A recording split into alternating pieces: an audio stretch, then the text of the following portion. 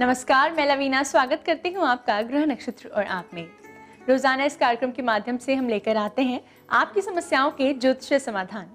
आपको बताते हैं कैसा रहेगा आपका आज का दिन, कौन से उपाय होंगे लाभकारी, साथ ही साथ क्या है खास गुरु मंत्र में।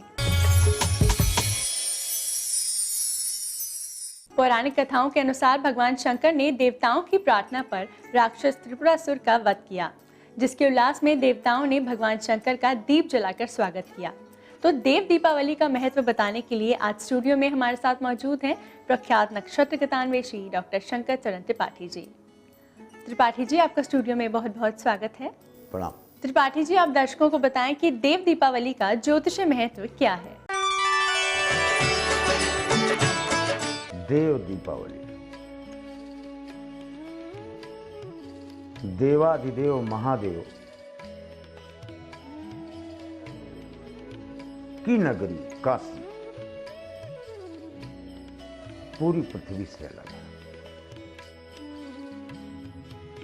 त्रिशूल पट्टी और कैलाश का जितना वजन है वो पृथ्वी के तादृश है और उसके वजन के बराबर काशी का प्रमाण पृथ्वी के मास की तरह ही 10⁻25 सिद्ध है। लेकिन मनुष्यों द्वारा मनाई जाने वाली दीपावली राम के द्वारा विजय श्री रावण के ऊपर प्राप्त करने के उपरांत लक्ष्मण और सीता सहित सकुशल वापसी पर दीप की पंक्तियों से उनका स्वागत जहां दीपावली के दिन किया गया है, वहां वही राम, लक्ष्मण और सीता विजयश्री के उपरांत आज के दिन त्रयोदशी के दिन काशी में देवाधिदेव महादेव का अभिषेक करने के निमित्त जाते हैं। उस समय ब्रह्मा, विष्णु, उनके पार्षद इंद्र आदि समस्त देवता आज काशी की उत्तर वाहिनी गंगा के दोनों तटों पर कण कण में वहां के सिक्का यानी बालू की तरंगों में चमकती हुई द्युति की आभा के मध्य में देवताओं के निवास का प्रमाण वेदों में सृजित किया गया है। यहां तक कहा गया है कि यस्त्वक्चक्षु श्रवण रसना ग्राण पायंगी वाणी। जहां तक वाणी न जा सके, जहां तक मन का चिंतन न हो सके, जहां पर दृष्टि न पहुंच सके, उन परिस्थितियों का सृजन मनुष्यों के निमित्त और देवताओं के लिए, जहां वाणी का उद्बोधन, आंखों के समक्ष का दृश्य तथा वहां की परिस्थिति गंगा के दोनों तटों पर काशी में देवाधिदेव महादेव के यानी 33 करोड़ देवताओं की दो कतारों के मध्य 16.5 की कतार एक तरफ, 16.5 की कतार एक तरफ और 33 करोड़ देवताओं के मध्य में राम, लक्ष्मण और सीता आज के दिन देवाधिदेव महादेव का श्रृंगार, पूजन और अभिषेक करते हैं। इस प्रकार से भगवान राम, लक्ष्मण और सीता की अयोध्यावासियों के सहित यानी साकेत के समस्त सरयू सहित आज सरयू राम के साथ काशी में जाकर त्रयोदशी के दिन की हुई यात्रा से 3 दिन में यानी 24 प्रहर में आज पूर्णिमा के दिन देवाधिदेव महादेव का समस्त देवताओं के साथ अभिषेक, अर्चन और पूजन करते हैं, ऐसा प्रमाणों से जाना जाता है। इस महत्वपूर्ण जानकारी के बाद आइए जानते हैं हमारे पहले कॉलर कौन हैं। शंकरलाल शर्मा बॉम्बे से बोल रहा हूँ। डेट ऑफ बर्थ 28 जनवरी 63, time 7:24 PM, place Churu Rajasthan है। मेरा क्वेश्चन ये है पंडित जी, कुछ ऐसा है कि परिवार में कुछ मन मुटाव ज्यादा चल रहा है। अपनों का जो काम किया हुआ है किसी का भी वापस रिटर्न में भले की बुराई मिल रही है, क्या ज्योतिष से समाधान होना चाहिए? केतु की दृष्टि पड़ रही है, अब आप मोक्ष प्राप्त हैं। मोक्ष प्राप्त व्यक्ति को वो समस्त भुगतना पड़ता है, क्योंकि कोई भी कर्म अवशिष्ट न रह जाए। इसलिए समस्त विपरीत परिस्थितियों का सृजन हर कदम पर होता रहेगा, लेकिन कुछ बिगड़ नहीं पाएगा आपको। केवल अंकुश लिए हुए महावत हाथी के ऊपर बैठाओ और आप 18 मोतीचूर के लड्डू खिला दें तो आपका मार्ग प्रशस्त स्वयं मिलेगा। आइए जानते हैं हमारे अगले कॉलर का क्या प्रश्न है। गुरुदेव प्रणाम, मैं श्याम कुमार बोल रहा हूँ जयपुर से। मेरी सिस्टर की जन्म तिथि 9 अक्टूबर 1984 दोपहर में 2:10 जन्म स्थान जयपुर है। मैं उसके विवाह करना चाहता हूँ। विवाह में काफी विलम्ब हो रहा है, उसका स्वास्थ्य भी थोड़ा ठीक नहीं है, तो कृपया उचित समाधान बताएं। धन्यवाद। द्वादश बृहस्पति पर अकेले हमने बहुत बोला है, लेकिन बृहस्पति द्वादश तो है आपकी बहन का, लेकिन बृहस्पति के साथ मंगल है। बृहस्पति के साथ मंगल होने पर पॉलिटिकल कंजंक्शन हो जाता है, यानी बहन की शादी उस स्थान पर होगी जहां पर राजनीतिक पृष्ठभूमि बनी होगी। अंततः बहन भी राजनीति में प्रवेश करे किन्हीं कारणों से, चाहे प्रधान का ही चुनाव लड़े, ऐसी संभावनाओं से इनकार नहीं किया जा सकता।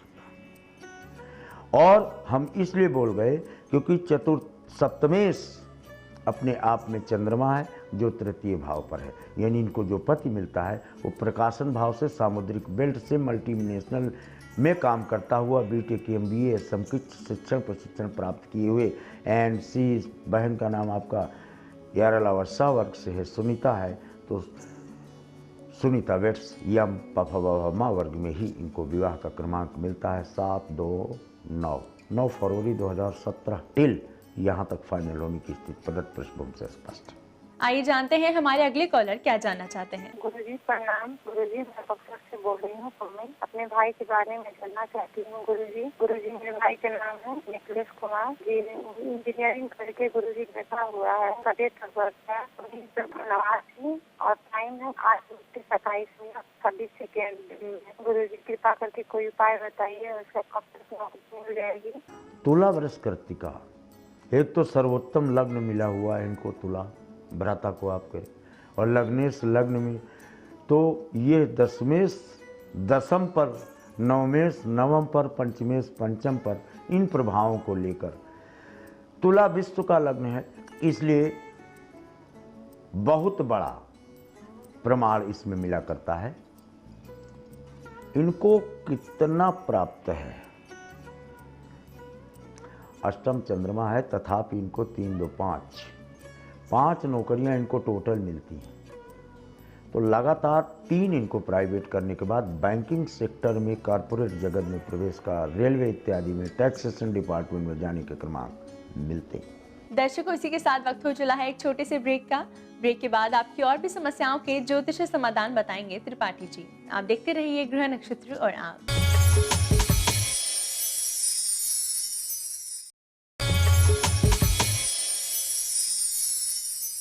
ब्रेक के बाद स्वागत है आपका ग्रह नक्षत्र और आप में। आइए जानते हैं हमारे अगले कॉलर का क्या प्रश्न है। गुरु जी को लाख लाख प्रणाम। मैं श्री राम 24 सागर मध्य प्रदेश से बोल रहा हूँ।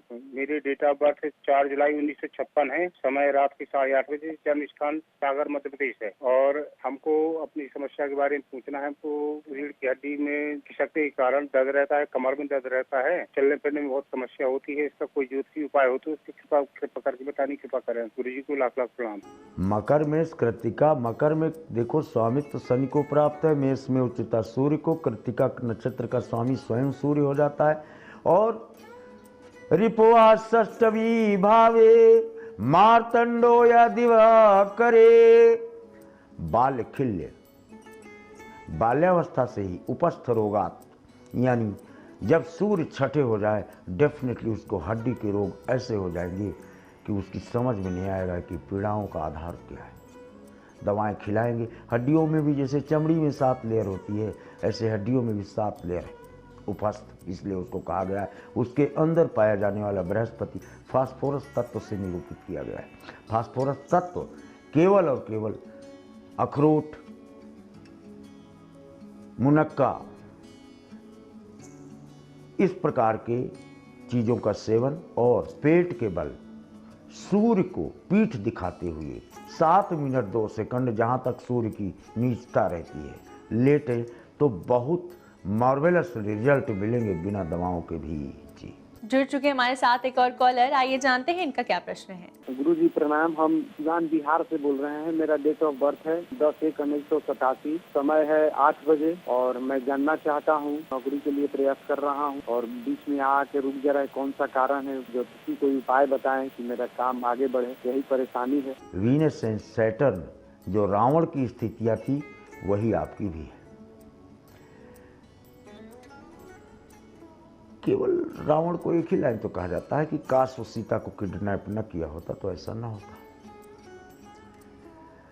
आप अपने पत्नी की ही बात माने, जो भी गलत सही उल्टे सीधे जो भी वो आपको प्रमाण दे उसे माने और उस पर चलें। आपको उसी क्षण से लाभ होना प्रारंभ हो जाएगा, जबकि आपकी स्थितियां इसके जस्ट विपरीत है।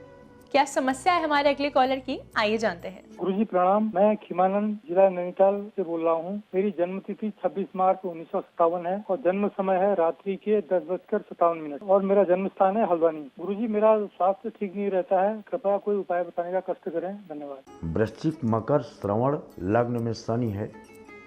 आपको अब शीशा देखते होगे तो आप अपने आप को खुद अच्छे न लगते हो, आपको अपने आप अपना चेहरा अच्छा न लगता। लग्न में शनि का एक ही आकाश मंडल, या तो आप पतंग खेलो, पतंग उड़ाओ छत पे बैठ के, ज़्यादा नहीं 5 दिन उड़ाओ। इसके बाद आप खुद टीवी में प्रश्न करके बताओगे कि या मैं फिट कैसे हो गया। आकाश मंडल की तरफ देखना चाहिए, शनि हवा है और इसको आश्रय मिलता है केवल आकाश में।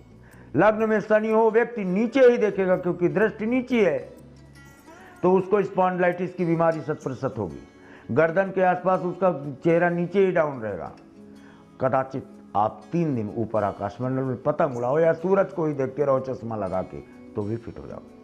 आइए जानते हैं हमारे अगले कॉलर का क्या प्रश्न है। गुरुजी प्रणाम, मैं हिया सिंह बोल रही हूँ। मेरा डेट ऑफ बर्थ है 7 फरवरी 1990, टाइम है 11:30 बजे रात का और प्लेस ऑफ बर्थ है उज्जैन। मेरी शादी में बहुत दिक्कतें आ रही हैं। मेरी शादी हो चुकी है, 2013 में हुई थी, तो इसका कुछ ज्योतिषी उपाय बताइए, कैसे क्या होगा आगे।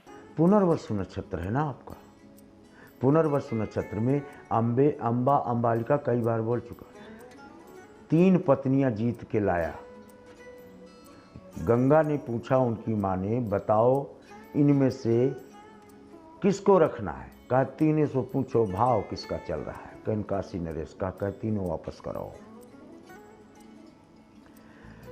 सिद्ध हो गया कि ये विवाह में संकट विच्छेदन की स्थिति तक को प्राप्त होता हुआ देखा जाता है। आइए जानते हैं हमारे अगले कॉलर क्या जानना चाहते हैं। जी प्रणाम, मेरा नाम गुड़िया है। मेरा सवाल मेरे भाई के लिए है जिसका नाम यादविंद शर्मा। उसकी डेट ऑफ बर्थ 26 जून 1921 में, समय सुबह 8:25, जन्म स्थान धौलपुर राजस्थान है। मेरा सवाल यह है कि उसके करियर के विषय में जानना है, उसकी नौकरी कब लगेगी। वह सिविल सर्विस की काफी समय से तैयारी कर रहा है। कृपया कोई ज्योतिष उपाय बताएं जिससे उसे सफलता प्राप्त हो और उसका भविष्य आगे कैसा रहेगा, धन्यवाद।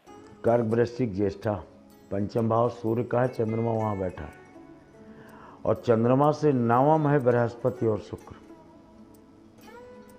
यानी तैयारी तो ये खूब करते हैं, टाइम भी खूब स्टडी में देते हैं, लेकिन बृहस्पति और मंगल में और बृहस्पति और शुक्र में युतियों में दोनों के अलग अलग परिणाम हैं। यानी बड़े पदों के बजाय अगर ये पहले छोटे पद को धारण कर लें और पुनः तैयारी करें तो सफलताओं का क्रमांक देखा जाता है। दर्शकों, इसी के साथ वक्त हो चला है आज के आखिरी कॉलर से जुड़ने का। आइए जानते हैं इनका क्या प्रश्न है। गुरुजी प्रणाम, मेरा नाम राजेश कुमार अग्रवाल है। मेरी जन्म तिथि 11 अगस्त 1967 है, शाम को 4:44। जन्म स्थान है गुरसराय, जिला झांसी, उत्तर प्रदेश। गुरुजी मैं अपनी आर्थिक स्थिति के विषय में पूछना चाहता हूँ, हमारी आर्थिक स्थिति सुदृढ़ कब तक होगी, धन्यवाद। धन, तुला, चित्रा, या तो देखो आर्थिक स्थिति द्वितीय घर खजाना है ज्योतिष विज्ञान में, और द्वितीय भाव पर शनि बैठ जाए, केतु बैठ जाए, मंगल बैठ जाए या अष्टम पर चले जाएंगे और इनकी दृष्टि द्वितीय पर चली जाए तो व्यक्ति अवनति और उन्नति के मध्य जूझता रहता है, कभी हीरो कभी जीरो। आपका शनि सूर्य के साथ, सूर्य बृहस्पति और मरकरी इनकी दृष्टि द्वितीय पर पड़ती है और शनि चतुर्थ भाव पर कभी भी सुख नहीं लेने देता। लग्न में बैठा हुआ ग्रह केंद्र में बैठा हुआ माना जाता है। सूर्य शनि की टकराहट के कारण आर्थिक स्थिति शून्य की तब्दील हो जाती है। सूर्य को मदद लो आप गुलाब के साथ या चीनी के साथ।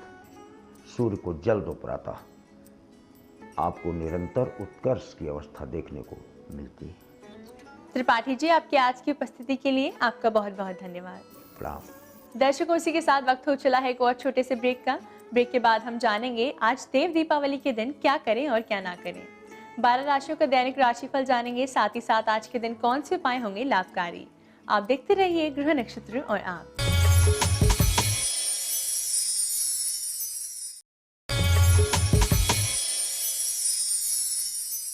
ब्रेक के बाद स्वागत है आपका ग्रह नक्षत्र और आप में। इस समय स्टूडियो में हमारे साथ मौजूद हैं आचार्य राजेश जी। राजेश जी, आपका स्टूडियो में बहुत बहुत स्वागत है। नमस्कार। आज है दिनांक 14 नवंबर और दिन है सोमवार। आइए जानते हैं क्या कहता है आज का पंचांग। कार्तिक मास शुक्ल पक्ष पूर्णिमा तिथि है। सोमवार का आज दिन है। शुभ समय दोपहर 1:30 से दोपहर 3 बजे तक। राहु काल प्रातः 7:30 से 9 बजे तक। आज चंद्रमा रहेंगे मेष राशि में। पंचांग के बाद आइए आचार्य राजेश जी से जानते हैं आज देव दीपावली के दिन क्या करें और क्या ना करें। मित्रों, आज कार्तिक पूर्णिमा है और उस कार्तिक पूर्णिमा को देव दीपावली के नाम से भी जाना जाता है। आपने सुना होगा राजा बलि के साथ रक्षाबंधन के दिन माता लक्ष्मी के द्वारा भगवान को छुड़ाया गया था, राजा बलि को राखी बांधकर, रक्षा सूत्र बांधकर। और उसके बाद इस वर्ष जो दीपावली आई, यह देव दीपावली के नाम से जानी जाती है और देवताओं ने उस प्रकार से उनका स्वागत किया और यह दीपावली देव दीपावली इसलिए मनाई जाती है। देव दीपावली के माध्यम से हम सांसारिक लोग भी बहुत सारे उपाय करते हैं। आकाश में दीपों का जलाना, प्रज्वलित करना हमारे लिए बहुत शुभ होता है, हमारी आत्मा के लिए बहुत शुभ होता है और हमारे पूर्व जन्मगत कर्मों को नष्ट करने के लिए शुभ होता है। व्यक्तियों के लिए दीपदान करने में नदी के स्थान पर करना, कुएं के पास करना, तालाब के पास करना, विभिन्न प्रकार के तेलों का, द्रव्यों का दीपक जलाना, यह बहुत कुछ कहता है। आइए आचार्य राजेश जी से जानते हैं 12 राशियों के लिए क्या है आज खास। मेष राशि वाले व्यक्तियों को इस देव दीपावली में विशेष रूप से अपनी समस्याओं के निराकरण के लिए 21 दीपकों में से एक दीपक सरसों के तेल का अर्थात कड़वे तेल का जलाना चाहिए और जिस स्थान पर आप जा रहे हैं वहाँ उस नदी की आरती करें और उसके बाद उन दीपकों को सजाएं, आपको लाभ मिलेगा। वृषभ राशि व्यक्तियों को देव दीपावली बहुत ही शुभ होती है और आर्थिक पक्ष को मजबूत करने वाली होती है और यही कारण है कि वृषभ राशि वाले व्यक्तियों को गाय के घी का दीपक जलाना चाहिए। 21 दीपकों में से एक दीपक गाय के घी का जरूर होना चाहिए और यह गाय के घी का दीपक आप अपने किचन में लगाएं और बाकी के दीपक घर के बाहर लगाएं। मिथुन राशि वाले व्यक्तियों को देव दीपावली का बहुत अच्छा लाभ मिलता है। वैसे वृश्चिक राशि, मिथुन राशि, मीन राशि, यह राशि बहुत महत्वपूर्ण होती है आज के दिन और आपको समस्त दीपक ही देशी घी के जलाने चाहिए। एक दीपक आपको तालाब किनारे, एक नदी के किनारे, एक पीपल वृक्ष के किनारे और एक आपको किचन में जरूर लगाना चाहिए।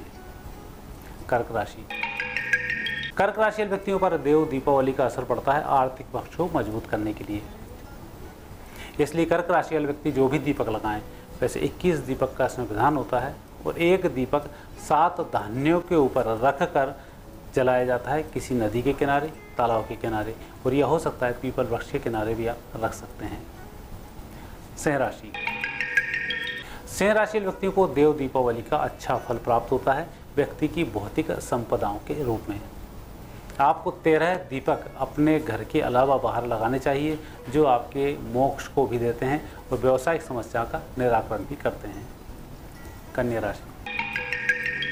कन्या राशि व्यक्तियों के लिए देव दीपावली का वैसे तो इस दीपावली का आपके लिए बड़ा विशेष महत्व है, पारिवारिक जीवन के लिए, वैवाहिक सुख के लिए। जिन लोगों के विवाह नहीं हुए हों वह 3 दीपक गाय के घी के जरूर लगाएं। और यह दीपक लगाना है एक पानी वाले स्थान पर, एक किचन में और एक घर से बाहर। तुला राशि।